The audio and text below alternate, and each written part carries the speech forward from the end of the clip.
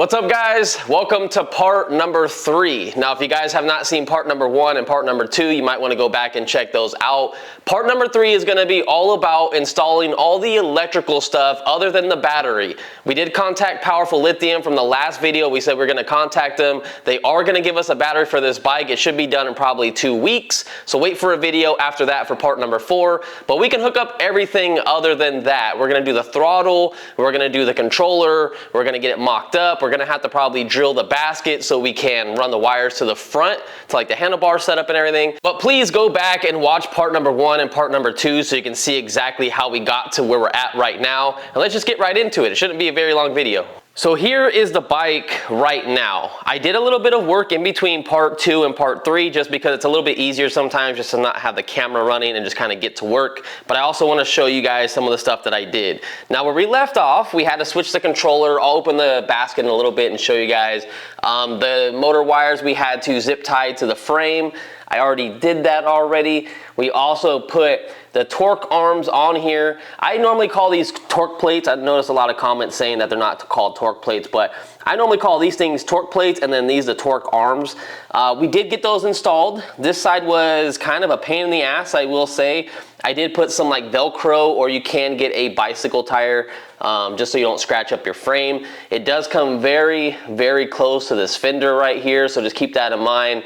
It's not ideal for this setup. You could buy another one of these arms and then you can push it like way up here if you wanted to, so you can do that. And then I got the other side mocked up correctly the way I wanted it.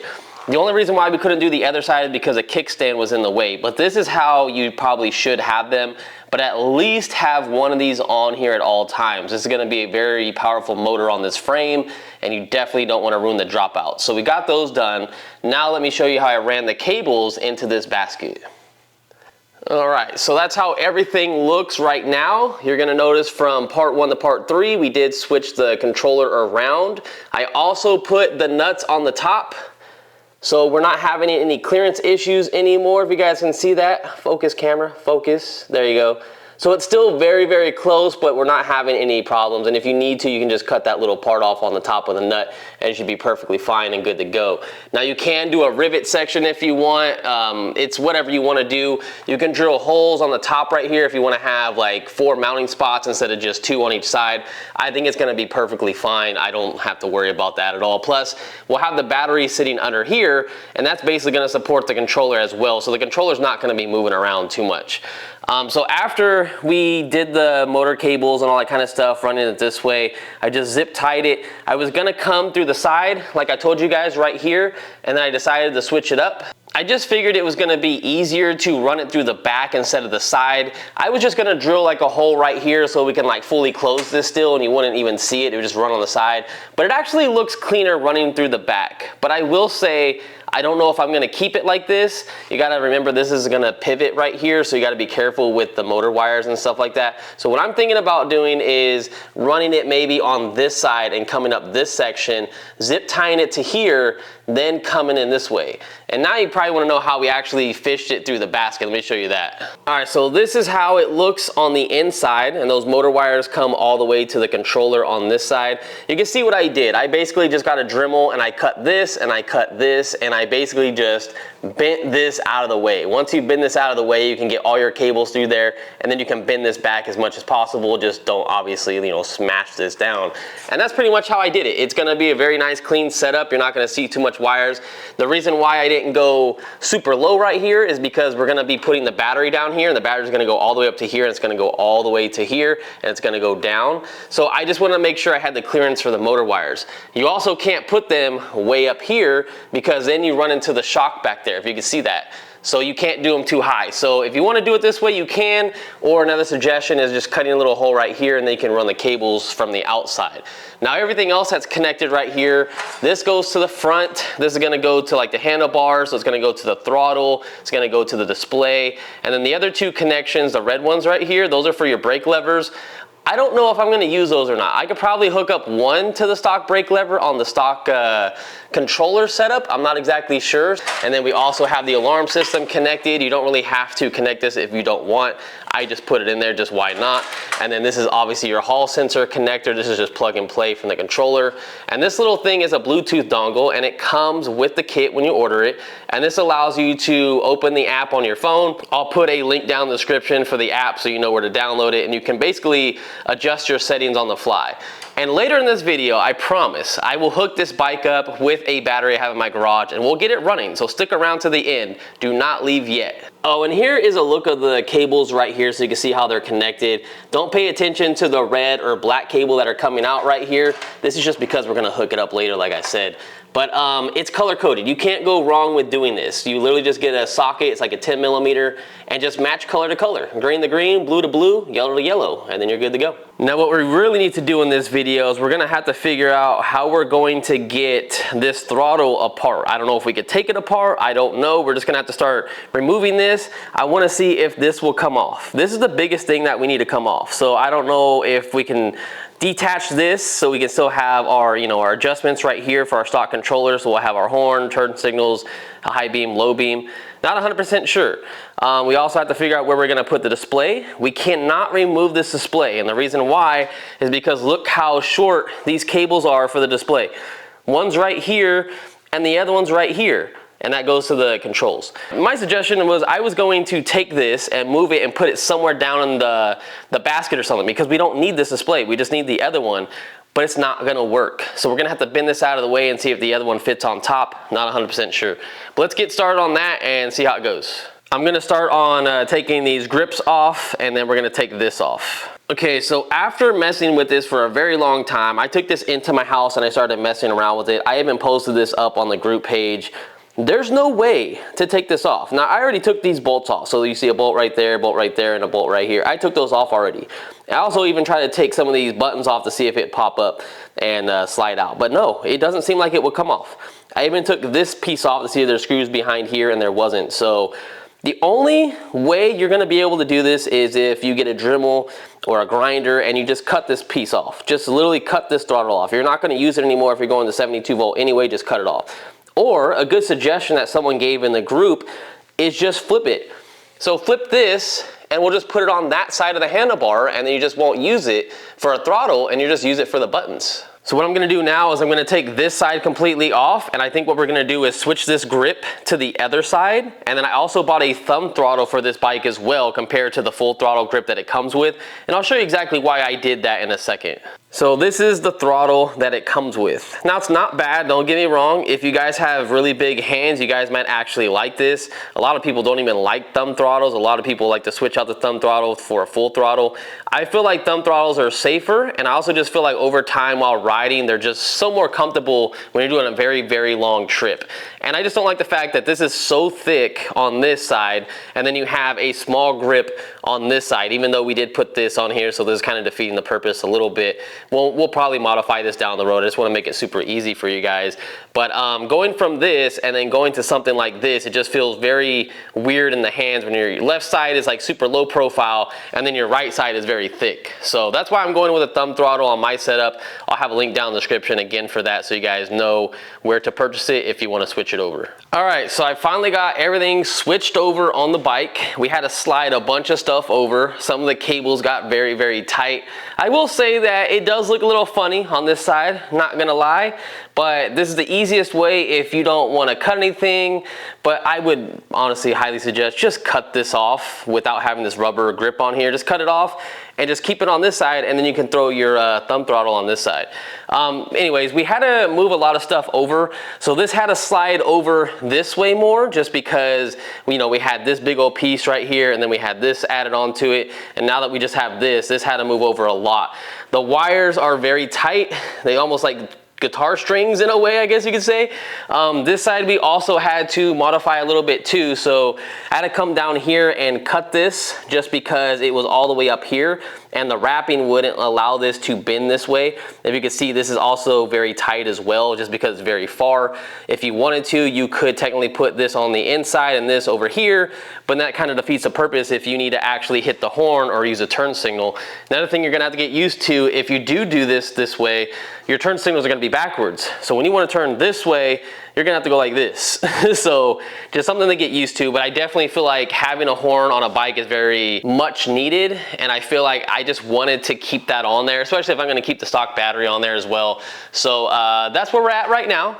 Now the next thing we have to do is we gotta hook up all this stuff, and the only way to hook up stuff like this is we have to come down here. We gotta find where our cable's at. It's actually on the ground. Again, these two red ones are gonna go to the brakes, but we're probably not gonna use them. And then basically these other two ones, the green one and the yellow one. The yellow one, I believe, goes to that throttle, and then the green one is gonna go to the display. And then we have to figure out where we're gonna put the display. But before we can even do that, we need to figure out how we're gonna run these cables outside of the box. Now they don't fit through here. This is way too small of a little hole right here. So what you can do is get a Dremel or something like that. You can cut a little square out right here or a circle. Then you can run all your wires right there, and they'll come right out this little corner. Then you can zip tie everything to the stock harness if you leave it on there, and you're good to go. Or another way you can do it, and the cool thing is because you can customize this however you want, you know what I'm saying? So it doesn't have to be exactly how I'm doing it. I'm just kind of showing you what I think might be easier. You guys always have good suggestions in the comments as well. You can cut a little section right here, so when you do push this up, it's gonna come right out the corner, but I do think it will look cleaner coming through this little section. So that's probably what I'm gonna work on right now. Once I cut it, we'll run these up to the front, hook up the throttle, and then we'll figure out how our display is gonna go on. All right, so I got mine drilled out. It's obviously not perfect at all, as you can see. It's not a complete circle, but I don't have a circle bit to do it. I just use a Dremel with a little cutoff disc, and it's gonna work perfectly. If you want a cleaner setup and you wanna do it a little bit better, just don't put the controller in here. Don't put the box in here. It's a lot easier. I did it when it was on the bike, and it worked out fine. I mean, it's gonna be what it is, you know. Another thing is you might wanna keep in mind that I would possibly not try to fish this through. This cable is not gonna fit through that little hole. I wanna try to keep the hole as small as possible, because all we need is this main cable to go through, right? So I disconnected it from the controller. I'm just gonna fish this back through here. Once I push this through, this will come all the way over here, plug into this, and then I'll have the rest of my cords to go to the throttle and the display. All right, so I fished the cables up this way, and I did connect the throttle already. So all we have to do on this throttle is just like zip tie it so it has like a clean look to it. And then once we actually figure out how long of cables we need, we just push these all down, and then we'll just tuck them, you know, down in the basket. I was going to see if we can hook up the brakes. So this is the stock connection. The bottom one's a stock connection right down here, if you can see that. And then this one is the one off the 5,000 watt kit. They don't fit. They're bigger than the other. So this will not plug into this. So we're not gonna be able to use those. So we're basically just gonna have to zip tie these out of the way and just not use them anymore.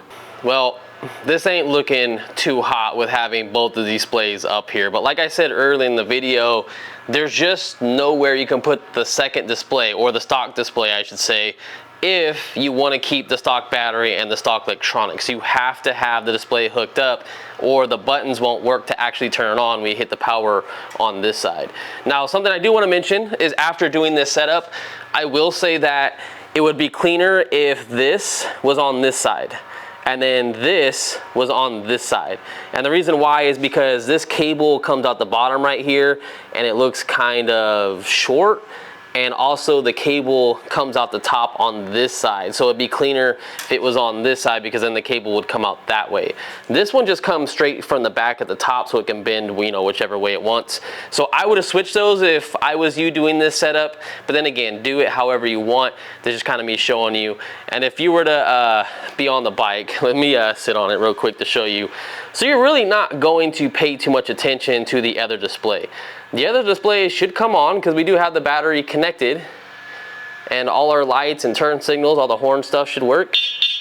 So all that stuff's good. Then we should be able to turn on this display once we hook up the battery, which I think we should do right now, and at least show you that it's working before Powerful Lithium sends us the battery for the build. And I'll tell you how big the battery is gonna be at the end of the video in a sec. All right, guys, so we definitely have to see if this thing works. I was testing it last night. I'm not gonna lie to you guys. It's pretty exciting, I will say. This battery is from my Zeus. This is a 72 volt battery. It used an XT60 connector. So that's why I have this little bundle of wires right here. Now I got this off Amazon for like 15 bucks. But I don't say you buy this cable, because if you're gonna go through Powerful Lithium for a battery, they're gonna give you a custom cable like this as well that goes from whatever plug they use on their batteries, and it's gonna go to 2 ring terminals in here. So you know how I was saying to match up the colors? Well, you're gonna do the same thing. You're gonna match up the red to the red and the black to the black. That's gonna be a positive and a negative, and they're both on opposite sides of the controller. And then all your phase wires, the like green, yellow, blue, those all go in the middle. So that's why I hooked this up really quick, just because this battery uses an XT60, and all we have to do is plug this in. Boom. There's no spark or anything like that because the battery actually has an on-off button, so we can plug it in first and then turn the battery on. But you might get a spark when you get your Powerful Lithium battery or wherever company you order a battery from. The next thing I want to do is I am going to lift up the bike on its kickstand, and I want to do that because just in case I turn it on and the throttle for whatever reason is stuck down, I don't want the bike just taken off because there's no brake sensors on here. There's nothing connected anymore. So let me go and turn this on. All right, that's the alarm right there, turning on. And there you go. If you guys can see the display, I don't know if you guys can see that, but we're at 86%, and let's see if it works. Now we're only going to be limited to 60 amps out of this battery because this is a 100 amp controller, but it also depends on the battery amps as well. So the battery can only go up to 60 amps, so we're not going to be pushing full power right now, but at least we can see if it works. This is assist number 1. Oh, all right, 9 miles per hour in assist number 1. Ooh, oh God. 21 miles per hour in number 2. Oh my God, that thing is sensitive. 32 miles per hour in 3. I'm really trying to be easy with the thumb throttle, but it's real twitchy, so I'm gonna have to go into the settings. There's an app for this setup, and you can dial in your settings on how you want your throttle to be. I had to do it on my Super 73 to get it down to how I wanted it, and this is just like, you barely move it and it's like 100%, so I don't really like that. But continuing on, ooh. Assist 4 is 42 miles per hour. Again, 60 amps, not 100 amps yet. Try to go slow, try to go oh, it died. It died. So it might be the battery itself. Let me see if the battery's still on. Yeah, the battery's still on. So I don't know what happened there. Let me turn it on and off and see what happened. Oh man, we might have just killed our our 60 amp battery 72 volt because this is probably pushing too much power out of this. Like, it still shows that it's on and active. Oh God, that scared me. Still says 82% on here, but maybe we killed it. I'm not 100% sure, but I guess we got it running. I don't know. I don't know how you want to look at that, but hopefully when you get the other battery, it'll be good. The only other thing we got to do, and I'll do it off camera, is I'm just going to start zip tying all this stuff. I'm going to make sure I have enough slack and go through all that. And then the next thing I need to do is I want to put some type of foam liner down here. I might get longer washers down here because these are so tiny of washers that hold this basket in. And I also might get some straps too. So I might get like 2 straps up here and maybe a strap back here just to keep the basket from, you know, making sure it's not going to fall off the bike just in case the weight of the battery and everything like pushes it off to the side. Who knows? But that's pretty much it, guys. And I'll let you know the update if I actually killed this battery or not. I can find out by hooking it up to my Zeus and see what happened. But yeah, that's the end of part 3, and part 4 is probably going to be when we get our battery and finally hooking up for the first time and then doing a little test run and making sure everything's good. And then probably part 5 will be when we actually take it out and go ride it and have a blast with it and make sure everything is good and we don't die. So see you guys in the next one. You guys are true MVPs for sticking around. Peace. Oh yeah, oh yeah.